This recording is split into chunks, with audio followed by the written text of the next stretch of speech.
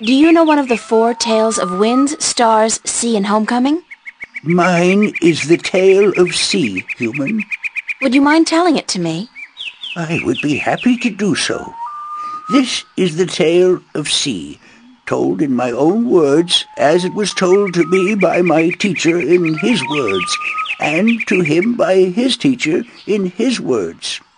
This was a very, very long time ago, when the Alatiens were a strong people, and we could spend days riding the hot winds above the seas. We hunted fish then, and we were at war with the Merum, the wet-tails. Alatiens was one of the strongest warriors there was. His claws were sharp and long, his beak pointy, and his teeth strong. Alatiens was admired by everyone in his clan, and because of this he was cocky and arrogant. So one day the teller of Alatiens city asked him to perform a very important and very special duty, to bring a sacred jewel to the teller of an Alatian town across the sea. This particular jewel was very important because it signified a union between the two towns, and it would benefit the people of both that it was delivered safely and promptly. Alatiens grinned and told the teller that he would deliver the jewel both quickly and safely, and that she was not to worry. But the teller did worry, because Alatiens was young and too sure of himself.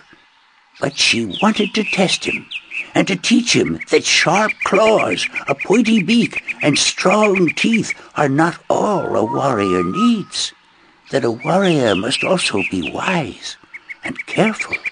So Alatiens set out across the sea on his flight. It was on the fourth day that he spotted something in the water that caught his attention, and forgetting his duty and following his curiosity, Alatiens dived towards the water to investigate. When he came closer, he saw that there were Merum in the water, foolishly hunting close to the surface, and Alatiens saw an opportunity to again prove his might as a great warrior to his people, and to capture the fins of a few wet-tails. But this time Alatiens' arrogance got the better of him, because the Merum had set a trap. As he dived towards the Merum with his claws, a spear shot up from the water to hit him. Alatiens struck the water and dropped the jewel he was carrying, and it was all he could do not to drown. Alatiens was bleeding, and the Merum were grabbing onto his wings and his legs, but he fought bravely, and finally he managed to escape. But even though he now lived, he was dead inside, because the shame of losing the sacred jewel would always be with him. Alatiens could not return to his village, because he had neglected his duty to his teller and to his people, and so he went away to a small island where he could be alone. To himself and his people, Alatiens now became the lost one. He who had been on a sacred mission, but had failed in his arrogance. A year passed, and one day Alatiens met with human traders from a ship that came close to his island. From the traders, Alatiens heard speak of a hideous creature that lived in the sea, the Octowoe. The Octowoe was said to have a third eye, like a jewel, and that this eye pulled hapless sailors into its deadly eight-armed grasp. Alatiens knew immediately that the Octowoe's third eye had to be the jewel that he lost in the sea a year ago, and he now saw the opportunity to redeem himself. But Alatiens were not used to water, and the thought of submerging himself in the cold, harsh ocean chilled Alatiens to his heart. But he was the lost one, and if in his death he could at the very least redeem himself, to his own heart then it would be worth it. So Alatiens fashioned himself a spear, because in the water his claws and his beak would be too slow, and he flew out to where the Octowoe was last seen. And then Acalus dived into the sea. The dark water closed in on him, and his wings and legs went numb. But still Acalus kept pushing down until he saw the lair of the Octowoe. Spotting Acalus, the Octowoe attacked, and Acalus saw the monster's third eye, his sacred jewel, shining bright in the darkness. And his heart was filled with a sense of duty and courage that he had never felt before. But as he began fighting the eight-armed monster, Acalus realized that if he were to fight like he usually did, he would not stand a chance. He would have to think differently. And so Acalus tricked the Octowoe into following him through a tight chasm where the monster got stuck. And then he swam above it, and using his spear, tipped a rock on top of the Octowoe. Swimming back down again, the Octowoe was flailing helplessly. Now, almost out of air, Acalus took the sacred jewel from the Octowoe's head and swam back up. Finally, Acalus could deliver the sacred jewel to the town across the sea. And upon returning to his village, he went to the teller, bowed his head, and said, "Forgive me, teller, for in my arrogance I thought I could do everything. But I could not, and I became the lost one because of it." "You were lost," said the teller, "but you are no more, because now you see the limits of your own strength, and you will know that a warrior must be careful and wise, in addition to being strong and fierce." This was the tale of C, and I told it in my own words, as told to me by my teacher.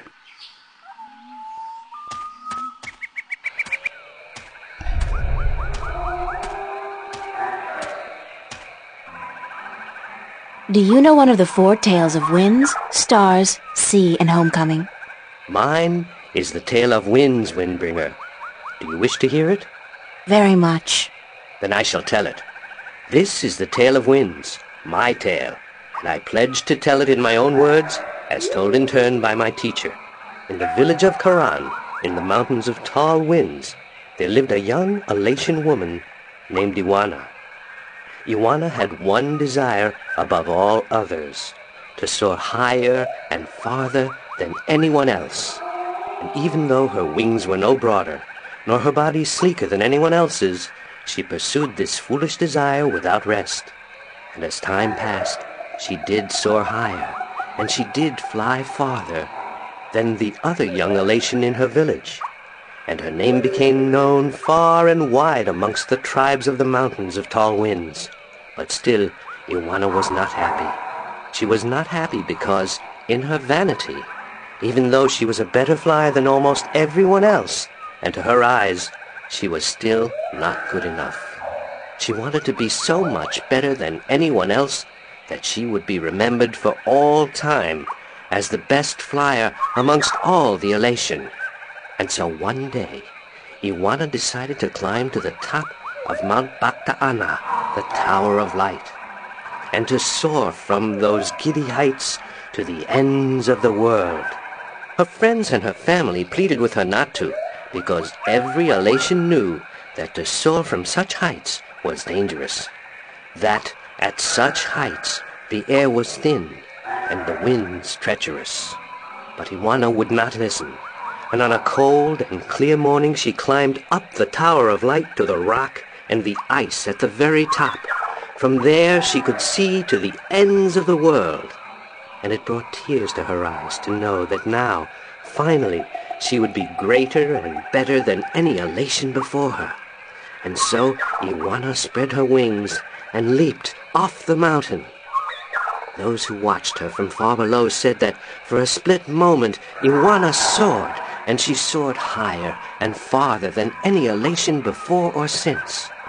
But then the treacherous winds caught a hold of her, and the thin air made her plummet towards the ground, and to fall to her death amongst the rocks at the base of the mountain.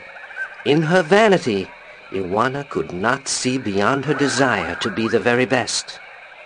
And vanity always stands to fall. That was the tale of winds, my tale, and I told it in my own words, as told to me in turn by my teacher.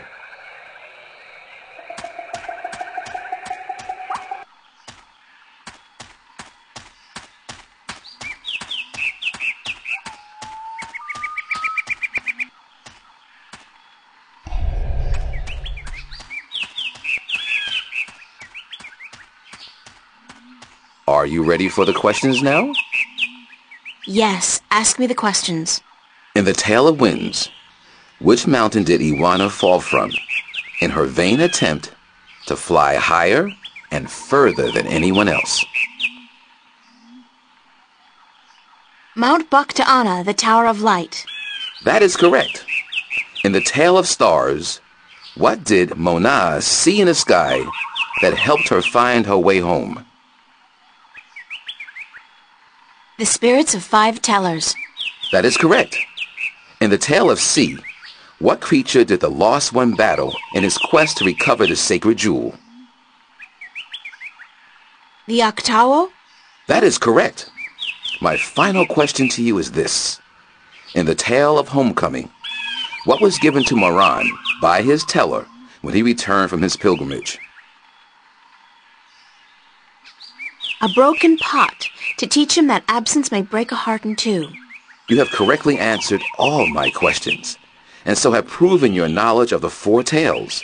You are the Windbringer. The teller would see you presently.